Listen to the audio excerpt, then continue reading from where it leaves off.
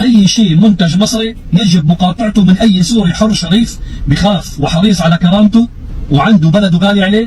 أي منتج مصري يتف عليه ويتم ماشي.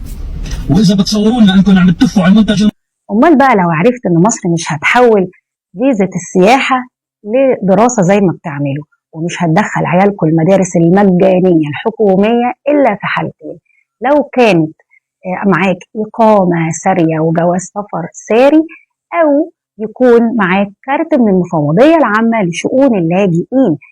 والله انتوا في المفوضية عاملين بتاع 300-400 ألف بس، وهم دول اللي عندنا متسجلين في المفوضية.